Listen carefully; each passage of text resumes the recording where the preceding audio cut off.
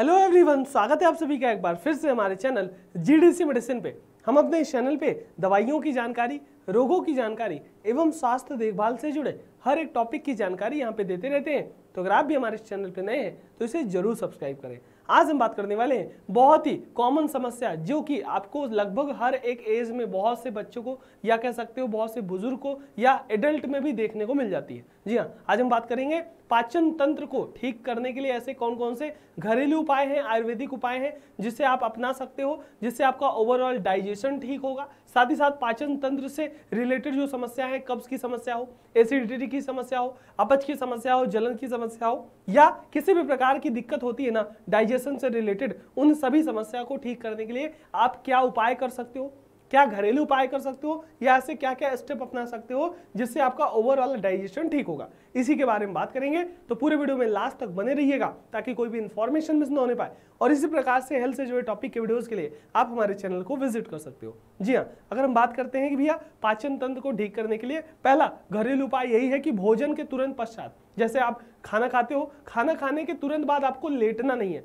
सोना नहीं है, थोड़ा सा वॉकिंग करना है, थोड़ा सा कुछ एक्टिविटी करनी है, क्योंकि जो पेट में जो एसिड होता है ना आसानी से आपके खाने के नली में पहुंच सकता है, जिससे आपका हार्ट बर्न यानी सीने में जलन हो सकता है। साथ ही साथ भोजन के आधे घंटे के बाद आपको सीधे बैठे रहना है ताकि आपका जो भी भोजन है वो प्रॉपरली डाइजेस्ट हो, प्रॉपरली वो छोटे छोटे टुकड़ों में बंट सके।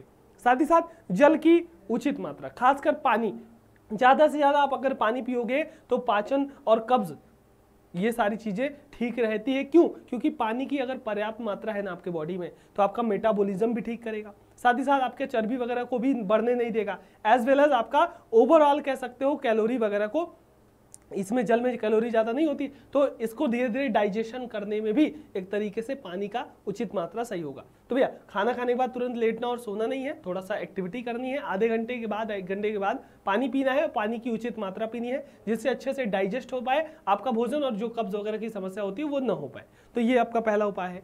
फिर उसके बाद अगर बात करते हैं कि भैया फलों का रस, जी हाँ, खासकर जो आपके फल है उसके रस या कभी कभी साबुत फल को भी खा सकते हो क्योंकि उससे पाचन शक्ति बढ़ेगी। क्यों? फल में फाइबर वगैरह ज्यादा होता है तो क्या होता है कि काट कर खाने से हमारा फलों का जो रस पीना फलों को काट कर खाने से कम फायदेमंद है। जी हाँ, रस देखो क्या होता है उसमें आप क्या किए, लिक्विड डाइट ले लिए, लेकिन अगर फल को साबुत खा रहे हो ना तो उससे फाइबर मिल रहा है, फाइबर मिल रहा है तो कब्ज की समस्या से दूर होगा क्योंकि जो आपका जूस होते हैं ना उसमें जो रेसे होते हैं, फाइबर होते हैं, वो कम हो जाते हैं, छिलका बिल्कुल नहीं होता। तो साबुत फल खाए, जैसे आप कुछ भी संतरा ही खा रहे हो उसका जूस की अपेक्षा साबुत संतरा खाओ, नाशपाती खा रहे हो, अमरूद खा रहे हो, कुछ भी खा रहे हो, केला वगैरह, तो अच्छे से उसको आपको खाना चाहिए। रस वगैरह से ज्यादा अच्छा आपका साबुत फल होता है।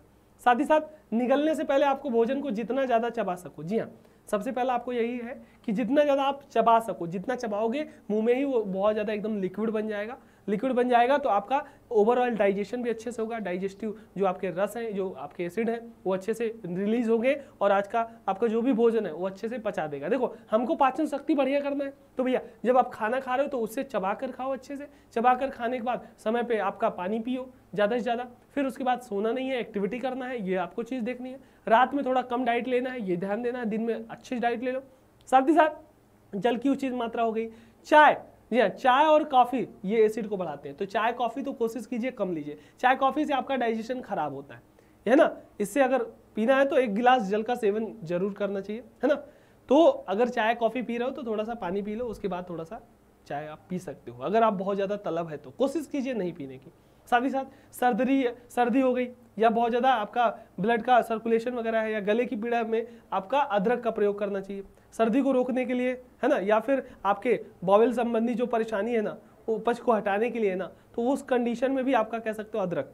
और ये उल्टी हुआ, गले में पीड़ा हुआ या फिर घरेलू औषधि है, खून की गति को भी बढ़ाने में, ब्लड सर्कुलेशन को भी बढ़ाने में अदरक बेहतरीन होता है। तो चाय कॉफ़ी अवॉइड करना है, अदरक का ज़्यादा से ज़्यादा सेवन करना है। उसके बाद अगर हम बात करते हैं कि भैया भोजन के 30 मिनट पहले जल पीना पाचन में वजन कम करने में सहायक होता है। जी हाँ, खाना खाने के आधे घंटे पहले भी पानी पी लीजिए, फिर खाना खाइए, उसके खाना खाने के बाद आधे 1 घंटे के बाद ही आपको पानी पीना चाहिए जिससे आप अच्छे से डाइजेशन हो सके।